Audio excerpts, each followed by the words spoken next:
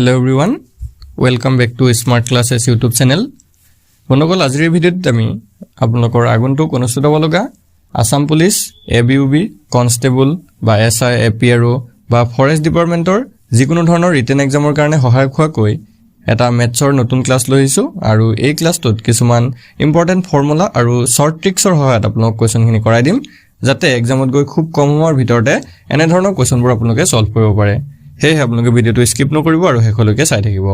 আৰু এটা কথা ইয়াতে আপোনালোক জনাই থওঁ, যদি আপোনালোকৰ আসাম পুলিচৰ কিছুমান ইম্পৰ্টেণ্ট PDF লাগে তো আপোনালোকে পাই যাব। তো আপোনালোকৰ স্ক্ৰীনত এটা নাম্বাৰ দেখিছে 8133840965, সেই নাম্বাৰটোত আমাক হোৱাটছআপত মেছেজ কৰি কেৱল 199 টকা এটা পেমেণ্ট কৰি অল ছাবজেক্টৰ PDF আপোনালোকে লৈ ল'ব পাৰিব। ঠিক আছে, তো আপোনালোকৰ যদি PDF সমূহ লাগে এতিয়াই লৈ ল'ব, কাৰণ এই প্ৰাইচটো হয়তো পিছত বাঢ়ি যাব পাৰে। তো এতিয়া লৈ ল'ব। এতিয়া আমি কুৱেশ্যনখিনিলৈ যাম। তো ফাৰ্ষ্ট কুৱেশ্যনটোত কি কৈছে চাওক, যদি x/2 = y/3 = z/5 হয় তেন্তে x + y - z by x - y + z ৰ মান কিমান হ'ব? If x/2 = y/3 = z/5, then what is the value of x + y + z x + y - z by x - y + z? তো ইয়াৰ ভ্যালুটো আমাক সুধিছে। ঠিক আছে, এতিয়া আমি কোৱেশ্যনটো যদি ভালদৰে চাওঁ কেনেকৈ দিয়া আছে আমাক x/2 = y/3 =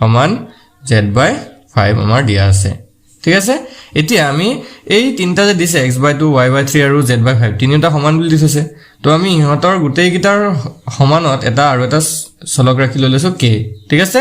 মানে কি x/2 = y/3 = z/5 = k, সেইটো আমি ধৰি লৈছোঁ। ঠিক আছে, এইটো আমি ধৰি লৈছোঁ মানে লেট।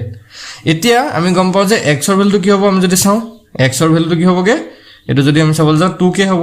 চাওক ভালকে, 2 আৰু 1 ইয়াতো পূৰণ হৈ গ'লে 2k হ'ব। মানে যদি বুজা নাই মই আকৌ এটা ভালকে বুজাই দিছোঁ চাওক।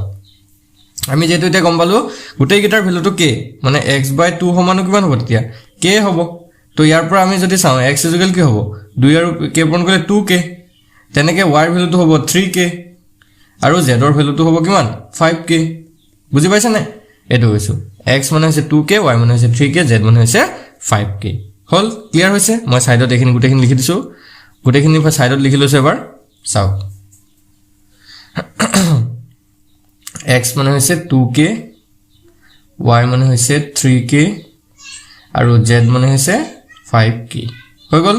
এতিয়া আমি কি কৰিব লাগে, বাকীকণ উলিয়াব লাগে। বাকী আমাৰ কি উলিয়াব দিছে এইটো আমি এবাৰ চাই লওঁ। আমাক উলিয়াব লাগে x + y - z by x - y + z। হৈ গ'ল। এতিয়া আমি x ৰ জেগাত পাতিম 2k + 3k - 5k আৰু তলত পাতিম 2k - 3k + 5k। হৈ গ'ল। এতিয়া ওপৰটো যদি আমি চাওঁ 2 × 5 5k - 5k হ'ব, আৰু তলৰটো যদি চাওঁ 2k ৰ পৰা 3k গুচি গ'লে -1k হ'ব, আৰু এফালে 5 গুচিলে 4k। তো তলৰটো হ'ব টোটেল 4k, আৰু ওপৰত 5k ৰ পৰা 5k গুচি গ'লে 0, আৰু তলত 4k। 0/4k ৰ ভ্যালুটো হ'ব 0, হয় না? 0 হৰণ কৰিব নোৱাৰি যিহেতু 0 হ'ব। তো ইয়াৰে অপশ্যন এটো হৈ যাব কাৰেক্ট এনসাৰ। বুজি পাইছে সকলে? অপশ্যন এটো হৈ গ'ল কাৰেক্ট এনসাৰ। তো এনেধৰণে আমি কুৱেশ্যনটো সলভ কৰিব পাৰোঁ। খুব ইজি হয়, অলপ প্ৰেক্টিছ কৰিলে আপোনালোকৰ খুব কম সময়তে উলিয়াব পাৰিব। ঠিক আছে, নেক্সট কুৱেশ্যনটোলৈ আগবাঢ়োঁ।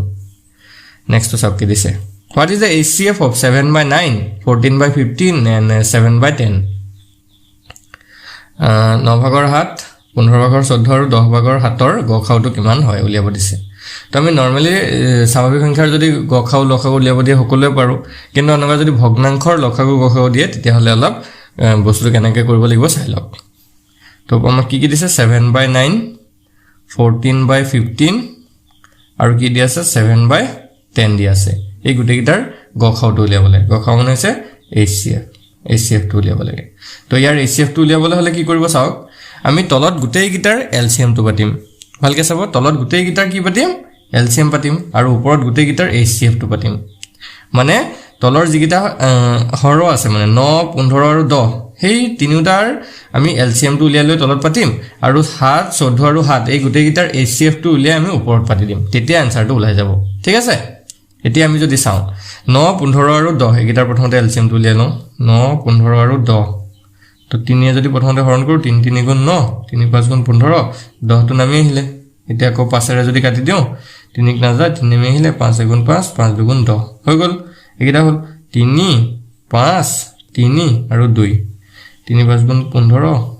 15 3 গুণ 45 45 2 গুণ 90 তো আমি তলৰটো কিমান পাইছো 90 ওপৰটো যদি আমি চাও ওপৰটো উলিয়াব দিছে 7 14 আৰু 7 ৰ গখাও মানে HCF 7 14 আৰু 7 তো গুটে গিটাতে যদি আমি চাও 7 ৰে হৰণ যাব 7 গুণ 7 7 গুণ 14 7 গুণ 7 আৰু তো একৰে হৰণ না যায় সো 7 টো হৈ যাব HCF ওপৰ 7 থাকিব তো আমাৰ যেটো আনসাৰ ওলাগলগে হেতু ওলাইছে কে 7/90 তো 7/90 কোনটো অপচনত আছে অপচন বি ত আছে অপচন বি টো হৈ যাব কারেক্ট आंसर বুজি পাইছা গলে অপচন বি টো হৈ গল কারেক্ট आंसर আগবাঢ়িব পাৰো আমি নেক্সট কোৱেশ্চন তুলে নেক্সট তো চাও কি কৈছে চাও सेम क्वेश्चन है नंबर किटा चेंज कर दिसे HCF उलियाब दिसे 9/10 12/25 8/18/35 और 21/40 এই গুটে গিটাৰ HCF তো উলিয়াব দিছে তো আমি যদি HCF তো চাও কি দিছে আমাৰ 9/10 তাৰ পিছতে 12/25 তাৰ পিছত দি আছে 18/35 তাৰ পিছত দি আছে 21/40 হল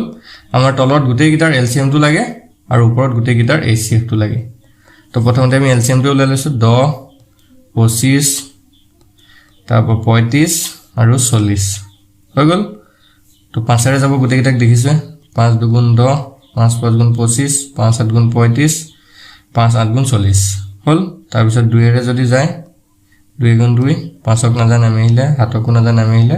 2 4 গুণ 8 হৈ গল একিটা আৰু তো না যায় তো এতিয়া আমি সিম্পল 5 2 5 7 আৰু 4 একিটা পূৰণ কৰিব লাগে 5 গুণ 10 10 5 গুণ 50 50 7 গুণ 350 350 আৰু 4 পূৰণ কৰিলে 1400 তো আমি এলসিএম টো কিমান পালো 1400 ঠিক আছে তলত আমাৰ কিমান ওলালে 1400 এতিয়া আমি ওপৰৰ 9 12 18 আৰু 21 ৰ HCF টো ওলাব লাগে 9 12 18 আৰু 21 সব 9 12 18 আৰু 21 ৰ 3 যদি আমি কাটো গুটি কিটাক যাব 3 3 গুণ 9 3 4 গুণ 12 3 6 গুণ 18 3 7 গুণ 21 3 4 6 আৰু 7 লালে এতিয়া তো আৰু কোনো সংখ্যাৰে হৰণ না যায় সো এই তিনিটো হৈ যাব ইহতৰ HCF 3 তো आंसर টো আমাৰ ওলা লাগে 3/1400 তো 3/1400 কোনটো অপচন আছে অপচন বি আছে অপচন বি টো হৈ যাব কারেক্ট आंसर বুজি পাইছা কলে ইয়াতে অপচন বি টো হৈ গল কারেক্ট आंसर এতিয়া পাৰিব থাকে গখা উলিয়াবলে এটা লখাগু যদি উলিয়াবতে কেতিয়াবা নাকা ভগ্নাংশৰ তেতিয়া এই বস্তুটো অকল চেঞ্জ কৰি দিব চেঞ্জ কৰিব মানে কি ওপৰটোত আপোনালোকে লখাগু পাতিবগে তলৰটোত গখাও মানে HCF টো পাতিব কি কৈছো বুজি পাইছে নে যদি এই গুটেই কিটা ভগ্নাংশৰ গখাও নিদি পিনে লখাগু উলিয়াব দিলেহেতেন লখাগু উলিয়াব দিলেহেতেন বা LCM উলিয়াব দিলেহেতেন তেতিয়া কি কৰিব আমি তলত যে আছিল তলৰটো আমি কি লৈছিল LCM লৈছিল এবাৰ তলত HCF টো পাতিব আৰু ওপৰত LCM টো উলিয়াই পাতি দিব ওপৰৰ কিটা এইটো কৰিব লাভ বিশেষ একো নহয় অকল বস্তুটো চেঞ্জ কৰি দিলে হৈ গল ঠিক আছে নেক্সট কোৱেশ্চন তুলে চাও তে আমি কি কৈছে এটো ভালকে চাও এটা সংখ্যা দিছে 156 তাৰ পিছত স্টাৰ তাৰ পিছত 942 এই সংখ্যাটো যদি 11 ৰে বিভাজ্য হয় তেন্তে স্টাৰৰ মান কিমান হ'ব if the number 156 star 492 is divisible by 11 what is the value of star এটা সব কোনো সংখ্যা 11 ৰে হৰণ যায় না যায় আমি কেনেকৈ চেক কৰিম তো তাৰ কাৰণে এটা নিয়ম আছে বা তাৰ কাৰণে এটা টেকনিক আছে হেতু আমি শিকিব লাগিব তো নিয়মটো বা টেকনিকটো কেনেকুৱা চাই লওক আমাৰ সংখ্যাটো কি দিছে এবাৰ ভালকে চাওক 156 তাৰ পিছতে স্টাৰ তাৰ পিছতে আছে 942 হল তো যিকোনো সংখ্যা 11 ৰে হৰণ জানি না চেক কৰিব কাৰণে আমি তাক কি কৰিব লাগিব চাওক প্ৰথমতে আমি এটা এৰি এটা সংখ্যাখিনি প্ৰথমতে উলিয়াই লব বাছিব লাগিব প্ৰথমতে 2 ৰ পৰা ষ্টাৰ্ট কৰিব হোফালৰ পৰা মানে হোফালৰ পৰা এটা এৰি এটা সংখ্যা আমি যোগ কৰিম মানে 2 তাৰ পিছত 2 ৰ লগত 9 9 ৰ পৰা ষ্টাৰটো এৰি পিছত 6 আহিব 6 ৰ পৰা 1 আহিব তো এইগিটা গুটেই গিটা আমি যোগ কৰি লৈছো 1 যোগ 6 যোগ 9 যোগ 2 ঠিক আছে এইগিটা যদি যোগ কৰো গুটেইটা যোগ কৰিলে 1 আছে 7 7 9 16 18 ঠিক আছে আমি কিমান পালো 18 পালো এটো ভালকে মন কৰিব দেই এটো যোগ কৰি আপোনালোকে ৰাখি দিব তাৰ পিছত নেক্সট স্টেপটো কি কৰিব চাও নেক্সট স্টেপটো যিকিটা সংখ্যা থাকি গল সৰি যিকিটা অংক থাকি গল ইয়াত 4 থাকিলে তাৰ পিছত স্টাৰ মাৰ্কটো থাকিলে তাৰ পিছত 5 টো থাকিলে 4 তাৰ পিছত স্টাৰ মাৰ্কটো এনেকৈ লিখি দিছো বাৰু +5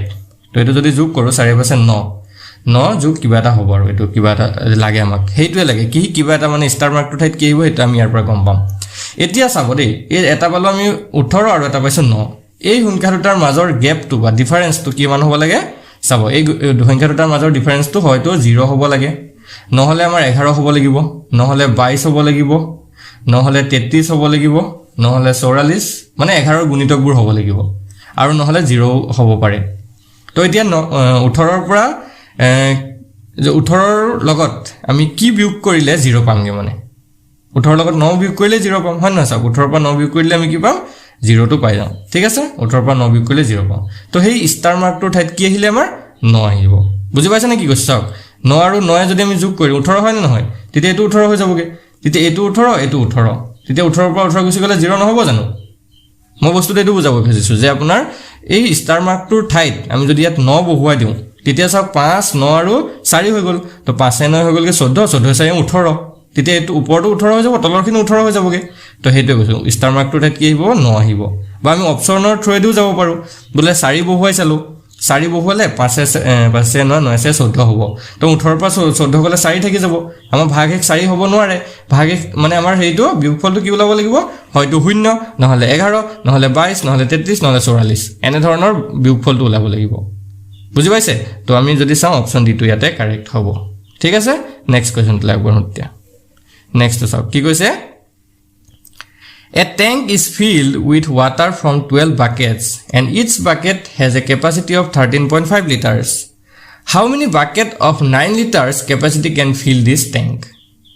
এটা টেংকিত 12 বালতি পানী ভৰোৱা হয় আৰু প্ৰতিটো বালতিৰ ক্ষমতা হৈছে 13.5 লিটাৰ এই টেংকুটিত যদি 9 লিটাৰ ক্ষমতাৰ বালতি 9 লিটাৰ ক্ষমতাৰ বালতিৰে পানী ভৰোৱা হয় তেতিয়াহলে কিমান বালতি পানী মানে এই টেংকিটোত জুৰিব ঠিক আছে ভালকে প্ৰশ্ন বুজি লওক ট্যাঙ্কি এটা আছে সেই ট্যাঙ্কিটোত 13.5 লিটাৰ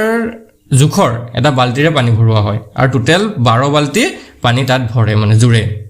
এতিয়া সেই বালতিটোৰ ক্ষমতা যদি আমি 9 লিটাৰ কৰি দিছো মানে সৰু বালতি এটা লওঁ তেতিয়া সেই ট্যাঙ্কিটো ভৰিবলৈ কিমান বালতি পানী লাগিব তো আমি প্ৰথমতে ট্যাঙ্কিটোৰ ক্ষমতাটো উলিয়াই লৈছো মানে কিমান লিটাৰ পানী তাত জুৰে এটা বালতিত 1 bucket মই এটা বাকেট বুলি লিখছো এটা বাকেটত কিমান লিটাৰ পানী ধৰে 13.5 আৰু তেনেকুৱা কিমান বাকেট পানী সেই টাংকিটোত জৰে 12 বাকেট তো 12 বাকেটত কিমান হ'ব 13.5 পূৰণ 12 লিটাৰ দে লিটাৰ এটা যদি চাও 13.5 পূৰণ 12 যদি আমি কৰো এটো পূৰণটো কৰি চাব 162 লিটাৰ পানী জুৰে এটো এতিয়া আমাৰ টোটাল ওলা লাগে দেই সেই টেংকিটোত মুঠ 162 লিটাৰ পানী জুৰে এতিয়া আমাৰ এই নতুন যেটো বালতি আহিছে মানে হেতু 9 লিটাৰ বালতি হয় না নহয় 9 লিটাৰ এটা বালতিত কিমান জুৰে এটা বাকেটত 9 লিটাৰ জুৰে তো এতিয়া আমাৰ 162 লিটাৰ জুৰিবৰ কাৰণে 162 লিটাৰ জুৰিবৰ কাৰণে কিমানটা বাকেট লাগিব তো সিম্পল 162 ক 9 ৰে হৰণ কৰিলে হৈ গল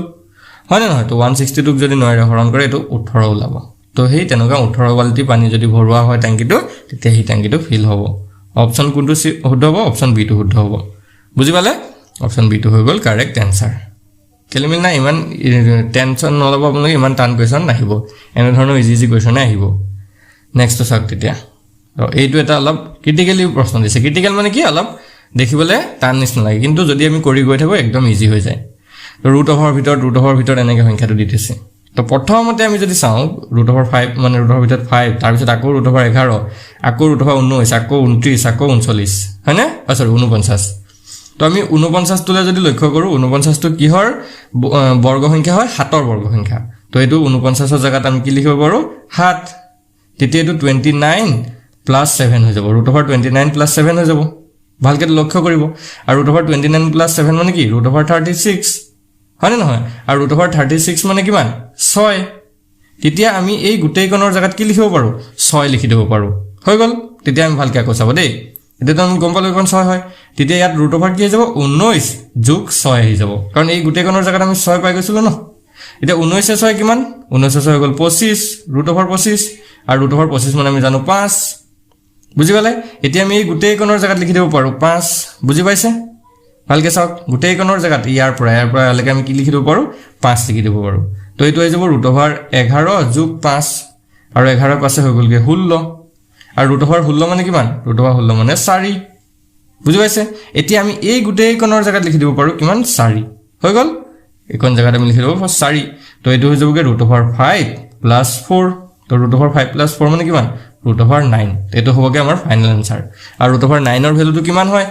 √9 মানে আমি জানো কলৱে 3 হয়নে 3 গুণ 9 হয় তো এইটো আমাৰ যেটো ফাইনেল উত্তৰ ওলাব সেইটো অপচন এ হ'ব কাৰেক্ট আনসাৰ বুজি পাইছে ইমান টান নহয় আমি যিমানটো টান দেখিবলে ভাবিলো সিমানটো টান নহয় যদি কৰি আহি থাকো একেবাৰে লগে লগে ওলাই যায় হয় নহয় তো আগবঢ়ো নেক্সট কোৱেশ্চনটোলে নেক্সট তো সব কি দিছে 10 16 24 এৰে হৰণ যোৱা আটাইতকৈ সৰু বৰ্গ সংখ্যাটো কোনটো হয় which is the smallest square number divisible by 10 16 and 24 তো এই কোৱেশ্চনটো কেনে কৰিব এটো এটা খুব ইম্পৰ্টেন্ট কোৱেশ্চন হয় ম্যাথছৰ তো আমি ইয়াত কি কৰিম 10 16 আৰু 24 তিনিওটাৰে ফ্যাক্টৰাইজ কৰিলাম মানে উৎপাদক বিশ্লেষণ কৰিলাম তো আমি যদি 10 ৰ উৎপাদক বিশ্লেষণ কৰো 2 পূৰণ 5 হ'ব 16 ৰ যদি উৎপাদক বিশ্লেষণ কৰো 2 পূৰণ 2 পূৰণ 2 পূৰণ 2 হ'ব আৰু 24 ৰ যদি উৎপাদক বিশ্লেষণ কৰো আমি 2 পূৰণ 2 পূৰণ 2 পূৰণ 3 হ'ব 2 4 4 8 8 24 হৈছে এতিয়া আমাক সুধিছে আটাইতকৈ সৰু বৰ্গ সংখ্যাটো কি হ'ব যেটো 10 16 আৰু 24 তিনিওটাৰে হৰণ যায় এতিয়া এই যে উৎপাদক কিটা চালো আমি উৎপাদক কিটাত কি উৎপাদক আছে ভালকে চাও আমি যদি চাও 2 আছে 3 আছে আৰু 5 আছে 2 3 আৰু 5 তো সিম্পল এতিয়া আমি 2 3 আৰু 5 এই গিটাক বৰ্গ সংখ্যাত আমি লৈ গলে হৈ যাব মানে কি চাওক 2 কেটা আছে হাইয়েস্ট 2 কেটা আছে তো চাওক তো হাইয়েস্ট 2 16 আছে 4টা তো আমি প্ৰথমতে 2 4টা লিখিলো 2 পূৰণ 2 পূৰণ 2 পূৰণ 2 ঠিক আছে এতিয়া আৰু 2 এৰ দৰকাৰ নাই 2 সব খতম হৈ গল কাৰণ 2 জোড়া হিচাপে আমি বনাব লাগে মানে 2 জোড়া এটা বনি গল ইয়াতো এটা জোড়া বনি গল হৈ গল মানে পেয়াৰ্স বনি গল এতিয়া যদি আমি চাও 3 এটা আছে আৰু কি আছে 5 এটা আছে এতিয়া ইয়াতে ভালদৰে লক্ষ্য কৰক 3 ৰ জোড়া মানে পেয়াৰ্স হোৱা নাই আৰু 5 ৰো পেয়াৰ এটা হোৱা নাই মানে জোড় হোৱা নাই তো সেই কাৰণে ইয়াত আৰু এটা 3 পূৰণ কৰি দিম আৰু এটা 5 পূৰণ কৰি দিম তেতিয়া এটো 3 ৰ জোড়া হৈ গল আৰু এটো 5 ৰো জোড়া হৈ গল তো গুটেই সংখ্যা কিটা আছে সব গুটেই সংখ্যাৰ এটা জোড় হিচাপে বনি গৈছে 2 এটো জোড় এটা 2 3 ৰো এটা জোড় বনি গল আৰু 4 ৰো এটা 5 ৰো এটা জোড় বনি গল এতিয়া গুটেই কিটা সংখ্যা পূৰণ কৰি দিয়ক আমাৰ আনসাৰটো ওলাই যাব গুটেই কিটা পূৰণ কৰি দিয়ক তো 2 গুণ 4 4 গুণ 8 গুণ 16 হল 3 16 আৰু এনেকে যদি আমি গুটেই কিটা পূৰণ কৰি চাও এটো